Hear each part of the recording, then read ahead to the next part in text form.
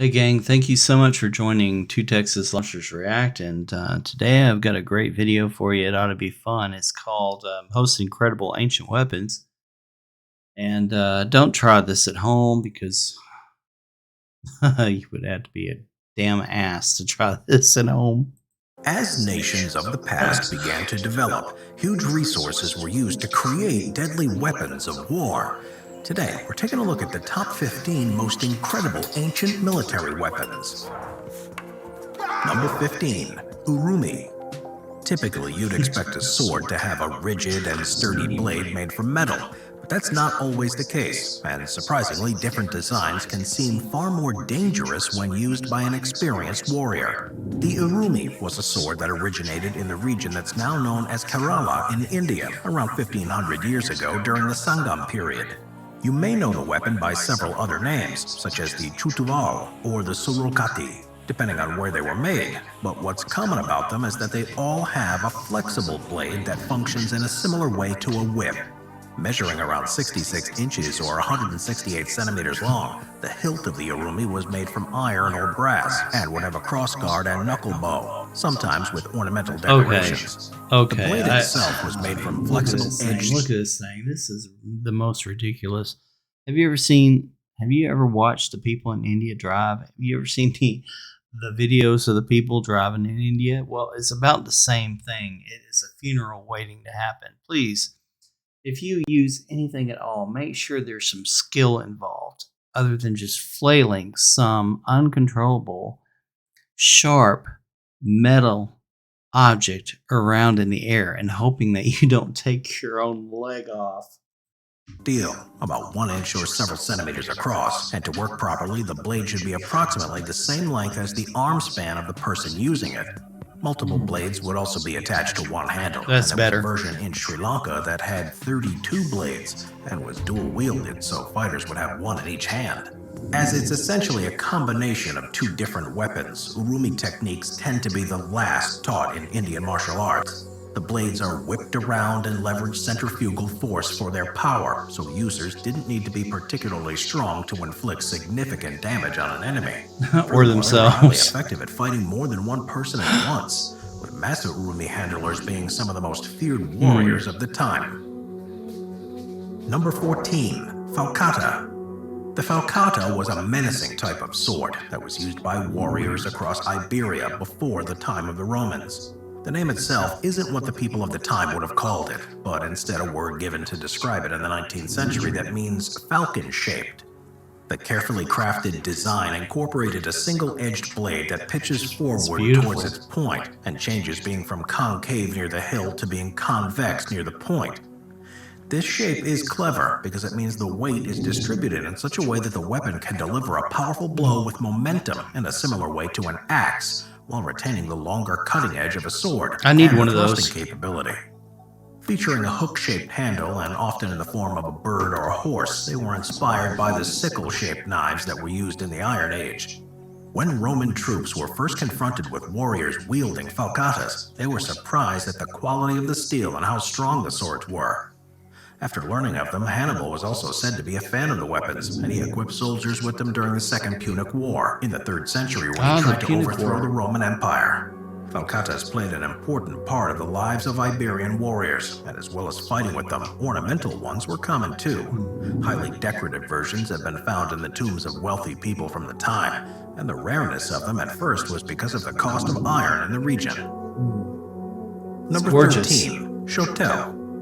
Traced as far back as the Demid and Oshumite empires in the northern region of what is today modern Ethiopia, the shotel was a long curved sword similar in appearance to a sickle.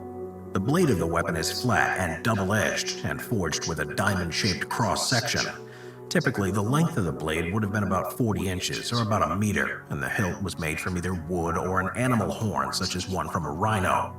Worn on the right side in a leather scabbard, shotels were often adorned with gems and other precious materials, and the shape allowed warriors to reach around a protective shield to target an enemy's kidneys or lungs.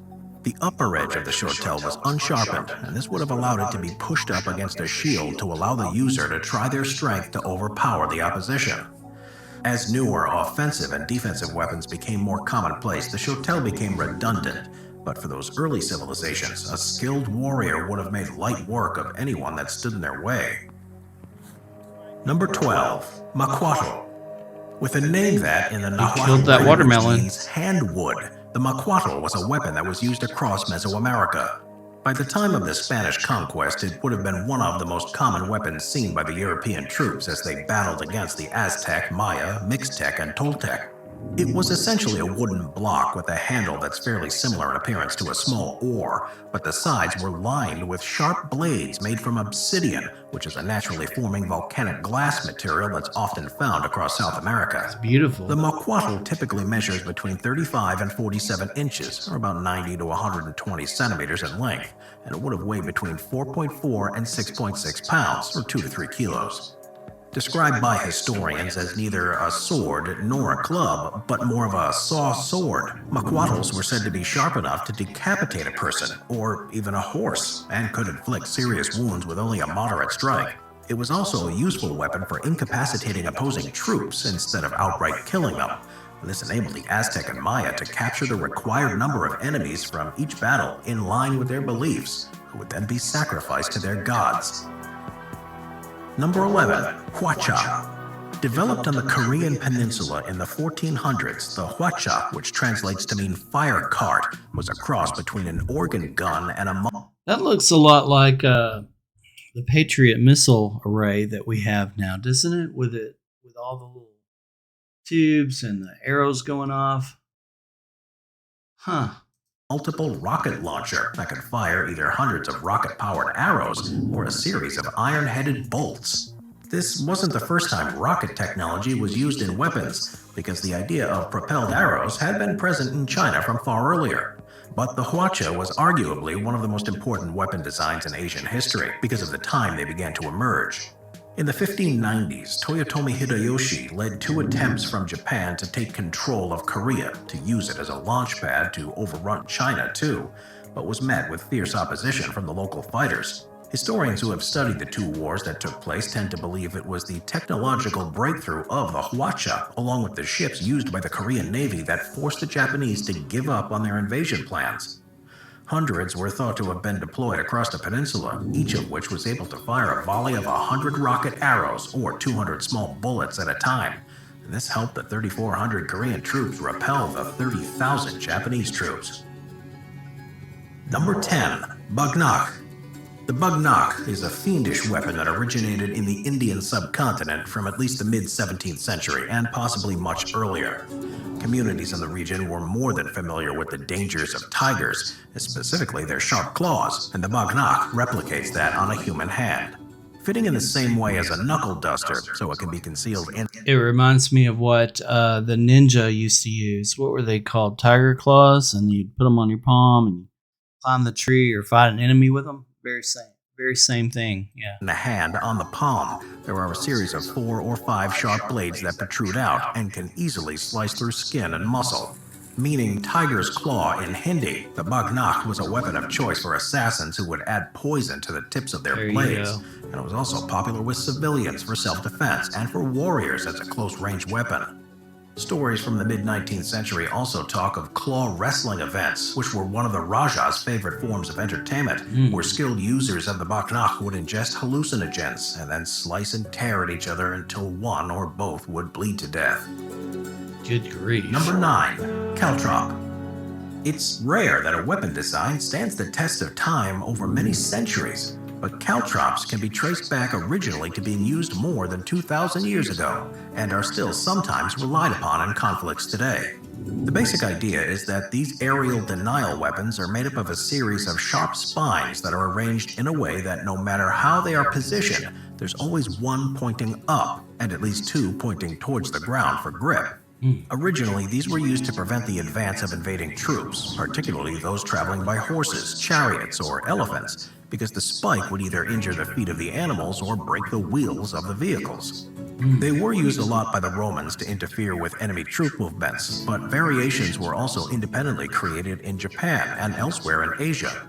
Examples have also been found across the Americas that were brought with European invaders in the 17th century, and they were even used during the Second World War.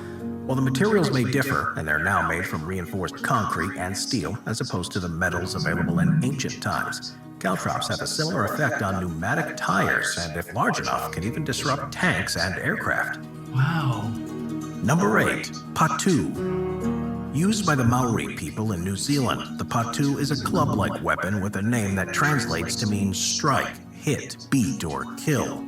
The weapon is essentially a short-handled club and would have been made from a variety of materials such as Punamu green stone, whalebone, wood, rock, or rarely iron. Usually a patu would have had a small hole in the handle that would be used to attach a wrist cord that can be wrapped around the hand, and this enables the users to wield the weapon without the risk of losing it. With the type of materials they were made from, patus had significant bulk and weight in them despite being relatively small objects, and this means they would cause serious damage to an enemy when handled by an experienced user. The main offensive technique involved thrusting the patu at shoulder height into the temple of the enemy, and therefore causing a significant head injury, but it would also be used to inflict damage to the jaw or the ribs. Each warrior's patu weapon would be carved and adorned with elements to reflect their successes on the battlefield, and they became some of the most treasured possessions of all. Number 7. Archimedes' steam cannon. Archimedes, he was a Greek mathematician, physicist, and engineer, and became an important influence in the affairs of Syracuse, a city-state on the island of Sicily. In the 3rd century BC, the city was attacked by a number of enemies, and Archimedes designed several weapons that were far ahead of their time and helped defend against anything opposing forces could muster. These included the legendary claw machine that lifted ships from the water and a heat weapon that concentrated the sun's rays against targets. But while there's a debate as to whether these were actually ever used, one weapon that certainly was real was his flaming steam cannon. Made up of a large metal tube with one end placed into a furnace to increase its temperature, a projectile would be placed in, and a small amount of water along with it. The water would then quickly turn to vapor, and the increase in pressure would send the projectile hurtling out of the pipe in the direction that it was aimed. For Syracuse, a cannon like this could cause targeted damage to any approaching ships, and was so effective that even Leonardo da Vinci designed a version of his own, and similar devices were built as late as the Second World War, where they were used to launch bombs into the air as anti-aircraft defense weapons. Number 6. Chakram. Also sometimes known as a chalikar, the chakram was a weapon that originated in the Indian subcontinent around 2,500 years ago.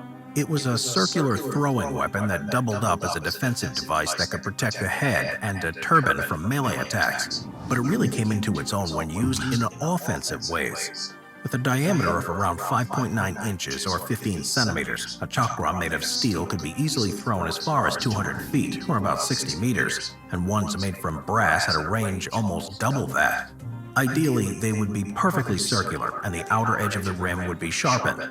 This means they would easily rip through cloth or flesh when they made contact, and a large number of them could be thrown in quick succession to drastically increase the damage they could cause.